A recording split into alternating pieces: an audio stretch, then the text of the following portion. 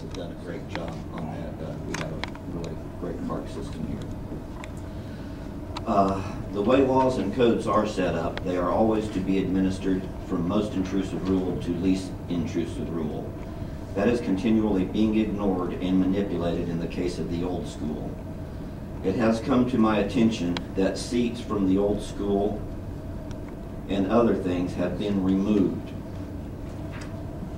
during the public auction recently.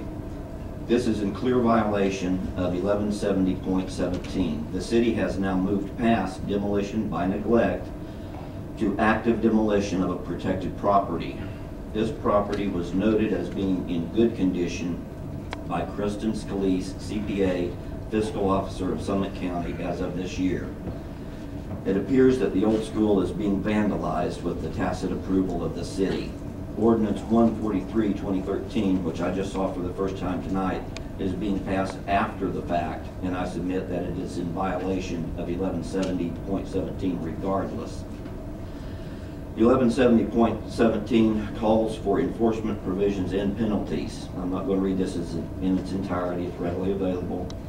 Whoever constructs, reconstructs, alters, changes, or demolishes any exterior feature of any structure, work of art, object, or area in violation of this chapter shall be deemed guilty of a misdemeanor and shall be fined not less than $50 nor more than $5,000. 3, whoever causes by willful action or willful neglect any alteration or demolition of any building in Twinsburg in violation of these development regulations shall be required to restore or reconstruct such building in accordance with plans to be approved by the Architectural Review Board. Restoration or reconstruction shall be in addition to any criminal penalty and not in lieu thereof. During last week's ARB meeting, I presented the deed for the old school, which clearly had a deed restriction placed upon it at the time the school board granted it to the city. This deed restriction limits its use to public facility. Somehow, without apparent review, the school property was placed on the ballot to be integrated into the C5 zoning area.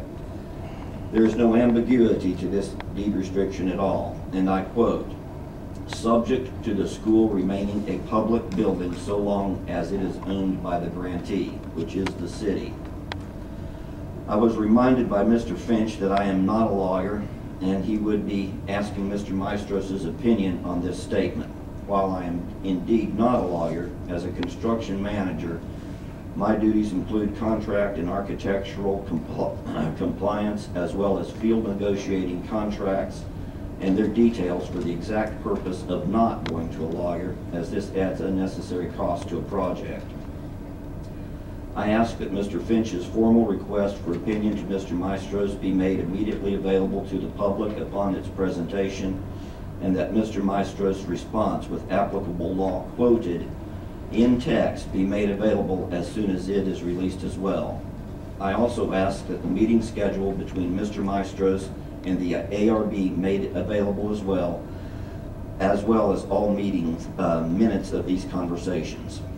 And in my house, if there isn't blood or fire, it's not an emergency.